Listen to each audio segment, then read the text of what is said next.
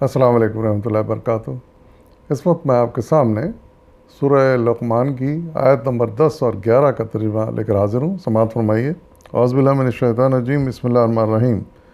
اس نے آسمانوں کو پیدا کیا بغیر ستونوں کے جو تم کو نظر آئیں۔ اس نے زمین میں پہاڑ جما دیے تاکہ وہ تمہیں لے کر ڈھلک نہ جائے۔ اس نے ہر طرح کے جانور زمین میں پھیلا دیے اور آسمان سے پانی برسایا اور زمین میں قسم قسم کی عمدہ چیزیں اگا دیں۔ یہ تو ہے اللہ کی تخلیق۔ اب ذرا مجھے دکھاؤ ان دوسروں نے کیا پیدا کیا ہے۔ اصل بات یہ ہے کہ ظالم لوگ سری گمراہی میں پڑے ہوئے ہیں۔ صدق اللہ العظیم۔ ان آیت میں اللہ تعالیٰ نے ایک مرتبہ پھر یاد دلایا ہے ان نشانیوں کو، ان معجزوں کو جو اللہ تعالیٰ نے اس کائنات میں خاص طور سے زمین میں ظہور پذیر کی ہیں۔ پہلی بات ارشاد فرمائی کہ آسمان سے مراد یہاں آسمان کی پوری اجرام میں فلکی ہیں جو نظر آتے ہیں۔ سورج ہے، چاند ہے، دوسرے ستارے ہیں۔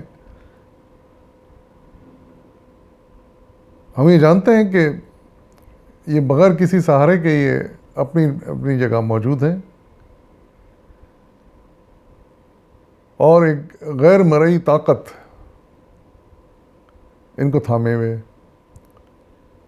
یہی بات اللہ تعالیٰ یہاں فرما رہے ہیں کہ کوئی تم کو ستون نظر آتا ہے، کوئی ایسی بندش نظر آتی ہے، کوئی رسی، کوئی ڈوری، کوئی زنجیر، کوئی ستون جس سے یہ بندھے ہوئے ہوں۔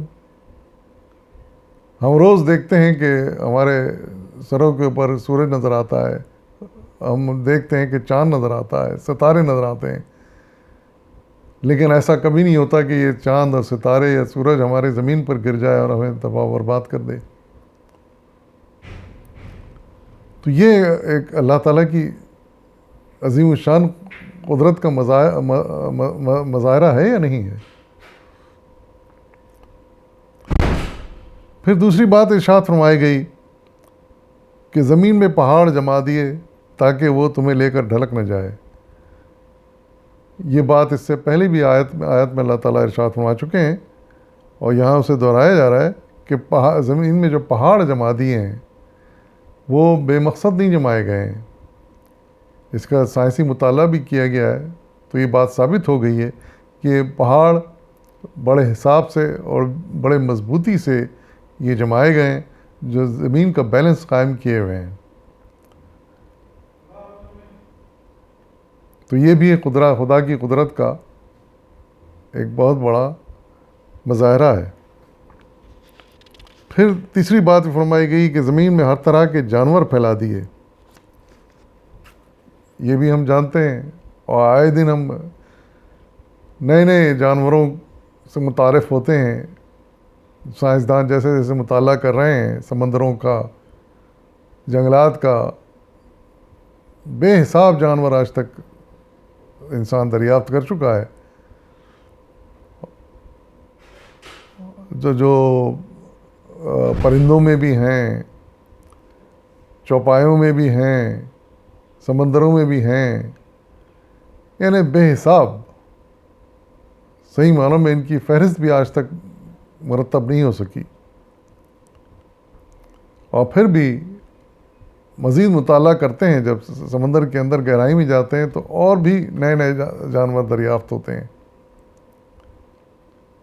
اسی طرح جنگلوں میں بھی بعض اوقات نئے نئے جانور دریافت ہوتے ہیں۔ بے حد و حساب اللہ تعالیٰ نے پیدا کیے ہیں۔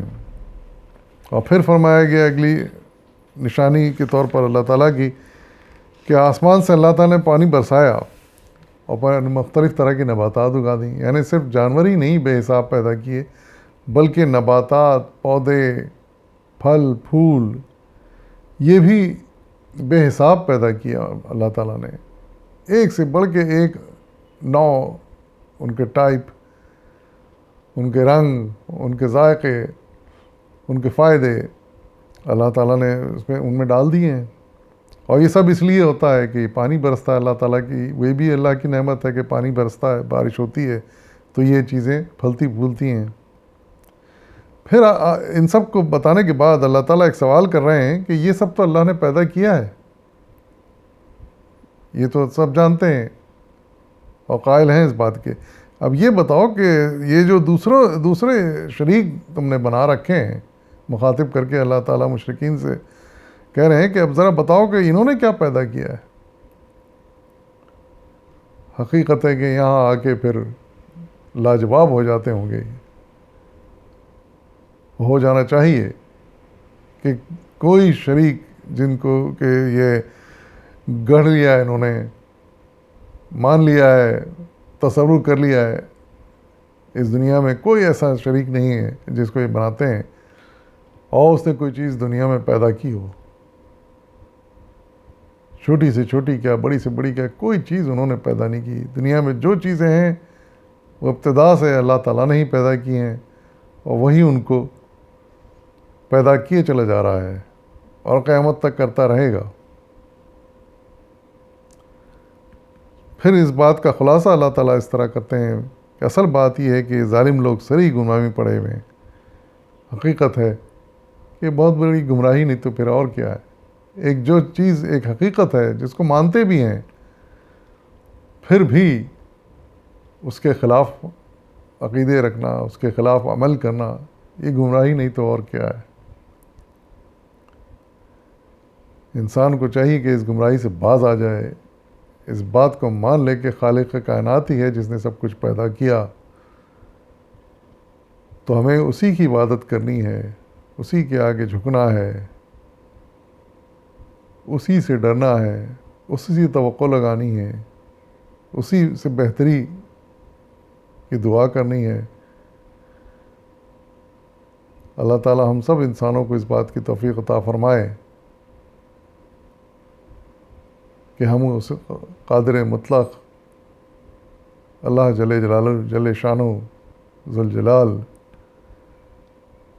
کہ ان باتوں کو تسلیم کریں، دل میں مضبوط کریں ان کا عقیدہ، ان عقیدوں کو، اور پھر اس کے آگے ہم بے اختیار جھک جائیں اور جو ہدایت اس نے ہمیں دی ہیں ان پر عمل کرنے کی کوشش کریں۔ اسی میں ہماری فلاح ہے، دنیا میں بھی اور آخرت میں بھی۔ وآخر دعوانا الحمد للہ رب العالمین۔